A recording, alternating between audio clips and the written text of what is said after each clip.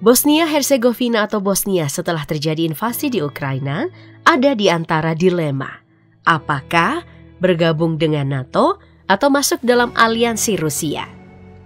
Bosnia meyakini bergabung dengan NATO memungkinkan negaranya dibantu dalam menjaga keamanan regional karena kekhawatiran Bosnia konflik bisa menyebar. Rusia memang menyebut Bosnia bebas mengambil langkah apapun di kancah global. Tapi jika langkah yang diambil adalah bergabung dengan NATO, Rusia akan beraksi. Alasannya, karena bergabung dengan NATO adalah sebuah tindakan permusuhan bagi Rusia. Sementara Bosnia pernah satu visi dengan Rusia di masa lalu. Untuk itu, pilihan tetap netral adalah langkah paling aman yang diambil Bosnia. Lalu, bagaimana cara Bosnia menjaga kedaulatannya tanpa berpihak ke aliansi?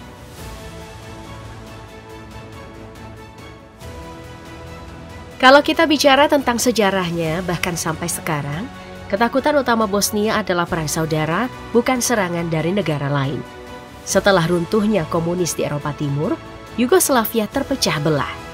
Negara pecahan Kroasia dan Slovenia menyatakan kemerdekaannya di tahun 1992.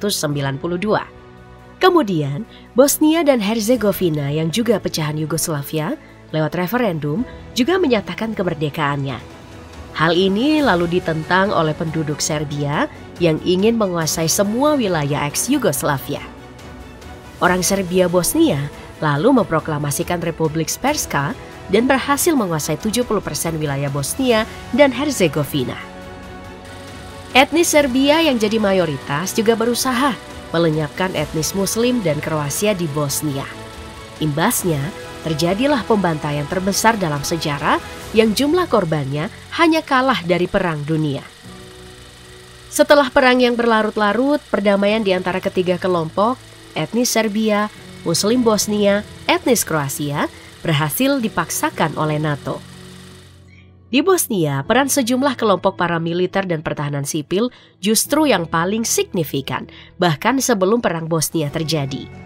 Tentara justru dibentuk dalam keadaan yang buruk dan menderita karena persediaan senjata yang sangat terbatas, termasuk tank dan persenjataan berat lainnya. Karena Bosnia dikuasai oleh kelompok-kelompok, ada 3 angkatan bersenjata yang dibentuk pada periode Perang Bosnia. Tentara Bosnia di Republik Bosnia dan Herzegovina, Tentara Serbia Bosnia di Republik Srpska, dan Dewan Pertahanan Kroasia. Ketiga angkatan bersenjata ini lalu saling mempertahankan wilayahnya masing-masing.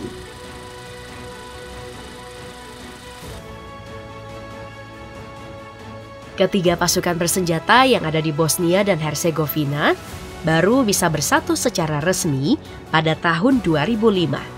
Jadi, Angkatan Bersenjata Bosnia dan Herzegovina adalah kekuatan militer resmi dari Bosnia dan Herzegovina. Kementerian Pertahanan Bosnia dan Herzegovina lah yang bertanggung jawab atas Angkatan Bersenjata Bosnia dan Herzegovina. Militer Bosnia terdiri dari Angkatan Darat dan Angkatan Udara. Tidak ada Angkatan Laut. Total personilnya sekitar 15.000 yang terdiri dari 9.000 personil aktif dan 6.000 personil cadangan. Dengan personil yang hanya 0,4% dari populasinya, Bosnia ada di urutan 133 dari 145 negara dengan kekuatan militer terkuat. Soal anggaran militer untuk tahun 2023 hanya 159 juta US dollar atau sekitar 2,3 triliun rupiah atau hanya 0,4% dari PDB Bosnia dan Herzegovina. Dari tahun ke tahun, angka ini juga cenderung naik turun. Bosnia pernah mengeluarkan anggaran militer sampai 3,90% dari PDB negaranya pada tahun 2002. Anggaran ini lalu dipakai untuk membiayai 3 tentara yang beroperasi di Bosnia. Tapi, pengeluaran militer ini dianggap berlebihan, membuat negara bangkrut dan menghambat pertumbuhan ekonomi. Bosnia bahkan tidak bisa membayar gaji polisi dan gaji pensiun, tidak bisa membeli buku teks sekolah dan obat-obatan. Maka, Organisasi untuk Keamanan dan Kerjasama di Eropa, OSCE, lalu menyarankan agar dana yang digunakan untuk militer dialihkan untuk upaya mengatasi pengangguran, menarik investasi asing, membayar gaji dan pensiun, juga memperbaiki sistem pendidikan. Makanya sejak tahun 2002, anggaran pertahanan Bosnia terus menurun. Seperti yang sudah dijelaskan tadi, militer Bosnia hanya terdiri dari Angkatan Darat dan Angkatan Udara. Jumlah personil Angkatan Darat itu sekitar 7.200 personil aktif dan 5.000 personil cadangan. Angkatan Darat Bosnia dipersenjatai dengan campuran persenjataan, kendaraan, peralatan militer buatan Amerika, Yugoslavia, Soviet, dan Eropa, ditambah senjata buatan dalam negeri. Anggaran yang hanya sekitar 2 triliun rupiah inilah yang kemudian dipakai Bosnia untuk membiayai militernya yang sebenarnya hanya cukup menggaji personil militernya. Meski anggaran yang kecil, Bosnia masih punya 124 tank di mana ada 3 tank tempur utama di gudang persenjataan. Pertama ada M60A3 yang jumlahnya itu sekitar 45 unit. Tank ini didatangkan Amerika lewat program kereta dan perlengkapan Bosnia setelah penandatanganan perjanjian perdamaian Dayton di tahun 1995. Kedua, ada M84 buatan Yugoslavia yang merupakan tank peninggalan Republik Srpska. Ketiga, ada AMX-30S buatan Prancis. Total ada 50 unit AMX-30S yang disumbangkan oleh Uni Emirat Arab pada tahun 1997, yang mana 36 unit diantaranya masih beroperasi dan lainnya disimpan untuk suku cadang. Selain tank tempur, Bosnia juga mengoperasikan kendaraan yang terdiri dari 25 kendaraan tempur infanteri AMX-10P buatan Perancis, 80 pengangkut personil lapis baja M113 buatan Amerika, 1 unit BRDM-2 buatan Soviet, 79 unit mobil lapis baja ringan HMMWV buatan Amerika. Lalu 22 kendaraan anti-tank BOV-1 buatan Yugoslavia dan 9 kendaraan pembawa rudal anti-tank Type M92 ditambah sejumlah artileri dan peluncur roket. Sementara itu, Angkatan Udara dan Angkatan Pertahanan Udara Bosnia terdiri dari 700 penerbang, 300 lebih personil sipil, dan 1.100 personil penjaga. Tidak ada jet tempur. Angkatan Udara Bosnia hanya mengoperasikan sekitar 22 helikopter, ada 6 unit Milmi-8 buatan Rusia, 8 unit Bell UH-1 buatan Amerika Serikat, dan 8 unit Aerospatiale Gazelle buatan Prancis. Selain helikopter, Bosnia mengoperasikan sejumlah rudal era Soviet seperti 2K-12 Cup, 9K-31 Strela 1, 9K-35 Strela 10, dan M53 buatan Cekoslovakia. Angkatan Pertahanan Udara juga mengoperasikan rudal genggam Manpad buatan Soviet dan Amerika, ditambah meriam anti pesawat dan radar. Tapi, Angkatan Udara Bosnia perlahan memensiunkan sejumlah peralatan dari era Soviet setelah menerima dana sebesar 30 juta US dollar dari Amerika dalam program modernisasi. Angkatan Udara mulai mengalami peningkatan dalam beberapa tahun terakhir dengan tambahan dana untuk perbaikan pesawat dan peningkatan kerjasama dengan Angkatan Darat serta warga negara. Kementerian Pertahanan juga mengupayakan akuisisi pesawat baru, termasuk helikopter, dan kemungkinan juga jet tempur.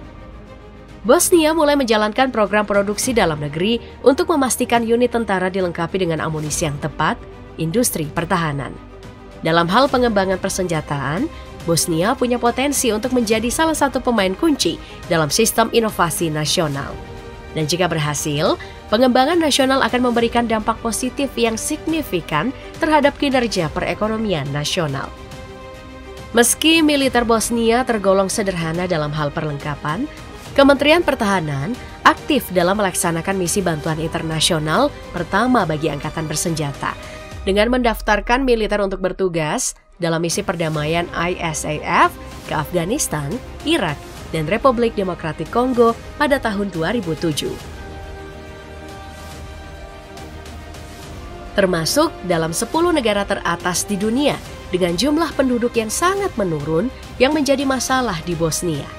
Berkurangnya penduduk yang memilih bermigrasi menyebabkan berkurangnya pemikiran di kalangan generasi muda berbakat, berkurangnya kesempatan kerja, masa depan keuangan yang tidak aman, dan ketidakpercayaan terhadap politisi yang berkuasa membuat banyak orang memilih meninggalkan Bosnia.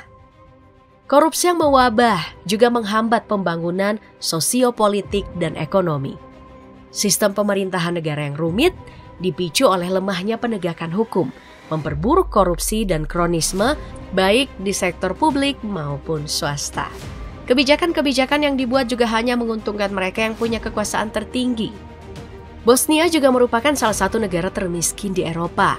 Meskipun banyak dukungan keuangan dan bantuan yang diberikan sejak 1990-an, Bosnia ini masih berjuang dengan sistem kesejahteraan sosial yang lemah, infrastruktur yang buruk, dan sektor publik yang besar. Perselisihan etnis dan politik yang terus berlanjut di bawah sistem negara Bosnia yang rumit membuat negara menghadapi ancaman eksistensial terbesar pada periode pasca perang. Ditambah ancaman Republika Srpska untuk memisahkan diri dan lemahnya upaya reformasi sistem pemilu.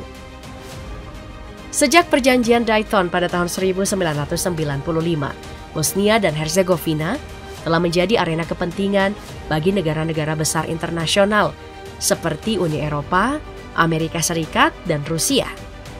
Bosnia dan Herzegovina sekarang sama sekali tidak masuk dalam daftar prioritas internasional dibanding tahun-tahun sebelumnya.